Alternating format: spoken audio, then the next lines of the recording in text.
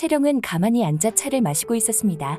손끝이 고운 찻잔을 감싸쥔 채 단아한 미소를 띠고 있었지만 눈빛은 예리했습니다. 오늘도 원경이 국정을 논하는 자리에 참석했다는 소식을 들은 뒤부터 마음속에 피어오르는 질투를 억누를 수 없었습니다. 전하, 참 이상하지 않습니까? 태종은 문서에서 시선을 떼지 않은 채 무심히 대꾸했습니다. 무엇이 말이냐? 중전마마께서는 마치 이 나라의 진짜 왕이신 것처럼 행동하시지요. 태종의 손이 멈칫했습니다. 채령은 그 작은 반응을 놓치지 않았습니다. 다른 사람들은 감히 입 밖으로 꺼내지 못하지만 신첩은 전하 앞에서 거짓을 말할 수 없습니다. 누구나 중전마마를 보며 속으로 그런 생각을 하지 않겠습니까? 왕보다 더 왕 같은 여인이라고. 태종의 시선이 천천히 채령을 향했습니다.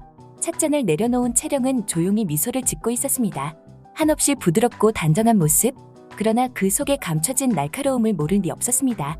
채령아. 채령은 순간 몸이 움츠러들었습니다. 태종이 이름을 부를 때의 목소리는 언제나 서늘했습니다. 그 입 조심하거라. 내 앞에서 그런 말을 하는 것이 내게 어떤 의미인지 아느냐? 신첩은 오직 전하를 위해 말할 뿐입니다. 다시 말하지만 내 앞에서 그런 식으로 말하지 마라. 태종의 눈빛이 더욱 날카로워졌습니다. 채령은 더 이상 말을 잇지 못했습니다. 원경은 태종을 찾아갔습니다. 태종은 촛불 아래에서 무거운 표정으로 문서를 보고 있었습니다. 원경이 들어오자 태종은 고개를 들었습니다. 이 밤중에 무슨 일인가? 전하께 드릴 말씀이 있어 왔습니다. 태종은 조용히 그녀를 바라보았습니다. 원경의 표정은 단호했고 눈빛에는 흔들림이 없었습니다. 신첩은 전하의 신하입니다. 태종의 눈썹이 미세하게 꿈틀거렸습니다. 전하가 이 나라의 왕입니다. 신첩은 전하를 위해서 일할 뿐입니다. 태종은 천천히 몸을 일으켰습니다. 창밖의 바람이 촛불을 흔들었습니다. 그는 원경의 얼굴을 가만히 바라보며 입을 열었습니다. 그렇다면 묻겠소? 집안도 중전 뜻과 같다고 확신할 수 있어? 원경의 표정이 굳어졌습니다. 민씨 가문은 오랫동안 고려의 중심에 서 있었다. 조선이 들어선 후에도 여전히 권력을 쥐고 있다. 과연 중전의 부친과 형제들이 중전과 같은 마음일까? 원경은 한순간 말문이 막혔습니다. 태종은 그녀를 가만히 바라보며 덧붙였습니다. 중전이 아무리 나의 신하라 한들 민씨 가문이 다른 마음을 품고 있다면 나는 그것을 용납할 수 없어? 태종의 말은 단호했습니다. 원경은 천천히 숨을 내쉬었습니다. 전하께서는 저를 믿지 못하십니까? 믿고 싶소. 하지만 왕은 모든 것을 의심해야 하는 자리오. 왕과 왕비. 한때는 부부였고 지금은 정치적 동반자. 그러나 그 사이에 놓인 신뢰와 의심은 결코 좁혀지지 않는 간극이었습니다.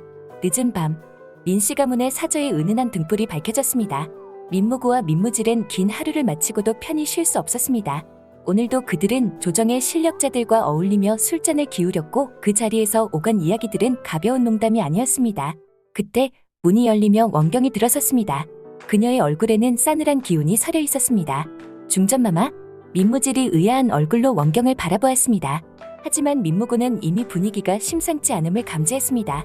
원경은 천천히 다가와 두 사람 앞에 섰습니다. 내가 뭐라고 했느냐? 조용한 목소리였지만 그 안에는 단단한 분노가 서려 있었습니다. 내가 군권을 쥔 자들과 가까이 하지 말라고 했지 않았느냐? 민무구가 한숨을 내쉬며 나직이 말했습니다. 중전마마, 저희는 그저 사람들을 만난 것뿐입니다. 누가 누구를 만났느냐가 중요하다. 지금 너희가 가까이 하는 자들은 단순한 조정의 신하들이 아니다. 군권을 가진 자들이다. 전하께서 가장 예민하게 지켜보는 대상이다. 원경의 목소리가 서늘하게 낮아졌습니다. 그러나 민무질은 억울하다는 듯 미간을 찌푸렸습니다. 중전마마, 친분 있는 사람을 만나는 것조차 조심해야 한단 말씀이십니까? 지금의 시대가 어떤 시대인지 알면서도 그렇게 말하느냐? 원경은 날카로운 눈으로 동생들을 노려보았습니다. 너희가 조심하지 않으면 민씨 가문 전체가 위험에 빠진다. 전하께서 가장 두려워하는 것은 자신의 왕권을 위협하는 세력이다. 우리 가문은 이미 조선의 중심에 있다. 전하께서 우리를 의심하기 시작하면 그 순간부터 우리는 살아남을 수 없다. 민무구는 입술을 깨물었습니다. 민무질은 여전히 불만스러운 표정이었습니다. 중전마마, 저희는 전하를 위협할 생각이 없습니다. 단지 뭐냐? 저희도 힘을 가져야 한다고 생각할 뿐입니다. 순간 원경의 눈빛이 날카롭게 빛났습니다.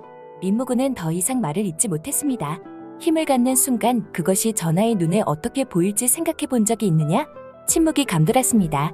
내 마지막 경고다. 두 번 다시 그런 자들과 어울리지 마라. 원경은 단호하게 말한 뒤 한치의 망설임도 없이 돌아섰습니다. 민무구와 민무질은 그 자리에 가만히 서서 서로를 바라보았습니다. 하지만 이미 두 사람의 마음속에는 결코 접을 수 없는 야망이 싹트고 있었습니다. 차가운 바람이 궁궐의 돌담을 스치고 지나갔습니다. 어둠이 내려앉은 대전에는 촛불이 위태롭게 흔들리고 있었습니다. 하류는 태종 앞에 앉아 깊은 한숨을 내쉬었습니다. 전하, 이제 결단을 내리셔야 합니다. 태종은 손끝으로 서책을 톡톡 두드리며 무표정한 얼굴을 유지했습니다. 하지만 눈빛은 날카로웠습니다. 민무구와 민무질 두 사람의 영향력이 도를 넘었다는 말이지? 예, 전하. 이들의 이름이 이제는 조정 곳곳에서 회자되고 있습니다. 신하들이 조심스럽게 움직이고 있지만 두 사람이 군권을 쥔 자들과 지나치게 가까운 것은 분명한 사실입니다. 태종은 천천히 시선을 돌려 창밖을 바라보았습니다. 칼바람이 불어와 촛불이 위태롭게 흔들렸습니다. 전에도 경고했다. 하지만 듣지 않았다. 중전마마께서 직접 경고하셨음에도 이들은 멈추지 않았습니다. 태종은 책상을 천천히 손가락으로 두드리다 마침내 결심한 듯 한쪽 입꼬리를 올렸습니다. 좋다. 더 이상 기다릴 필요가 없겠군. 하륜이 조용히 고개를 끄덕였습니다. 구실은 충분합니다. 무장들과 친분을 나누며 반역을 꾀하려 했다는 혐의를 씌우면 됩니다. 태종은 미소를 지었지만 그 미소는 차가운 것이었습니다. 왕의 자리에서 가장 경계해야 할 것이 무엇인지 아느냐 하륜. 신이 듣고 싶습니다. 전하. 의심을 품고도 칼을 늦게 뽑는 것이다. 하륜은 묵묵히 고개를 끄덕였습니다. 태종은 다시 서책을 덮고 자리에서 일어났습니다. 내가 직접 명을 내릴 것이다. 사저의 문이 거칠게 열리며 군사들이 들이닥쳤습니다. 민무구와 민무질은 검을 든 병사들을 바라보며 당황한 기색이 역력했습니다. 이게 무슨 뜻이냐? 민무질이 분노에 차서 소리쳤습니다.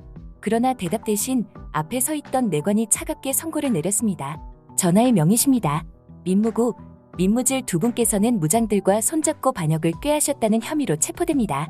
민무구의 얼굴이 하얗게 질렸습니다. 무슨 말도 안 되는 소리냐? 그런 사실이 없다. 결백합니다. 전하께서 아실 것입니다. 하지만 군사들은 이미 결정을 내린 듯 냉정했습니다. 전하께서 직접 내리신 결정이십니다. 민무질은 이를 악물고 버티려 했지만 이미 상황은 돌이킬 수 없었고 결국 민무구와 민무질에게는 사약이 내려졌습니다. 중공전의 문이 세차게 열렸습니다. 차가운 밤바람이 궁을 가르고 무겁게 가라앉은 어둠 속에서 원경이 태종을 향해 걸어갔습니다. 깊은 밤이었지만 그녀의 발걸음은 멈추지 않았습니다. 눈물에 젖은 얼굴, 피가 말라버린 입술 그리고 절박한 분노가 어린 두 눈. 전하, 태종은 천천히 고개를 들었습니다. 문을 박차고 들어온 원경을 보며 미리 짐작했다는 듯이 가만히 눈을 감았다 떴습니다. 이 밤중에 어찌 여기에 오셨소? 중전. 하지만 원경은 태종의 말에 대답하지 않았습니다. 그녀는 무너질 듯한 얼굴로 태종을 바라보다 마침내 억눌러온 감정을 터뜨렸습니다. 왜 오라비들을 죽이셨습니까? 태종은 미동도 하지 않았습니다. 원경의 목소리는 한층 더 떨렸습니다. 제가 더 나은 해결책을 제시할 수 있었을 텐데 꼭 이렇게까지 해야 했습니까? 그녀의 목소리는 울음에 젖어 있었고 손은 떨리고 있었습니다. 하지만 태종의 표정은 냉정하기만 했습니다. 중전. 태종은 한숨을 내쉬며 낮고 단호한 목소리로 말했습니다. 중전이 아무리 더 나은 해결책을 찾는다 한들 또다시 제2의 민무구와 민무질이 나타났을 것이요. 그때마다 또다시 중전이 해결책을 찾을 것이요. 원경은 흔들리는 눈빛으로 태종을 바라보았습니다. 그들이 반역을 꾀했다는 증거도 없지 않습니까? 단지 무장들과 친분이 있다는 이유로 그것이면 충분했소. 전하, 원경은 울부짖으며 한 걸음 다가섰습니다. 눈가에서 뜨거운 눈물이 흘러내렸습니다. 어찌 이리 무정하십니까? 그들은 제 오랍이었습니다. 제 가족이었습니다. 태종은 원경을 바라보며 나지막이 대답했습니다. 나는 중전의 가족을 죽인 것이 아니오. 나라를 지킨 것이오. 원경은 그 말에 무너질 듯이 몸을 떨었습니다. 그녀의 심장은 찢어질 듯이 아팠습니다. 손끝이 차갑게 식어갔습니다. 태종은 차갑게 덧붙였습니다. 그리고 나는 이 문제를 중전이 해결하는 것도 바라지 않소. 원경은 숨이 턱 막혔습니다. 중전이 나서서 해결할 일이 아니오. 중전이 왕이라도 된다고 착각하는 것이오. 태종의 목소리는 낮았지만 그 안에 담긴 경고는 분명했습니다. 원경은 더 이상 말을 잇지 못하고 그저 뜨거운 피눈물을 흘렸습니다. 태종은 그녀를 바라보다가 마지막으로 단호하게 선언했습니다. 중전은 중전 이상의 행동을 하지 마시오. 그 말과 함께 싸늘한 침묵이 흘렀습니다. 원경은 그 자리에서 무너져 내리듯 주저앉았습니다. 모든 것이 산산이 부서진 것만 같았습니다. 바람이 창틈으로 불어와 촛불이 격렬하게 흔들렸습니다. 그리고 그날 밤 원경의 피눈물이 촛불보다 붉게 타올랐습니다. 여기까지 이어질 내용에 대한 예상 스토리를 열심히 이야기해봤어요. 본편 내용과 많이 다르더라도 재미있게 들어주신 거였으면 좋겠네요. 여기까지 소심한 리뷰였습니다. 죄송한데 구독해주시면 안 될까요?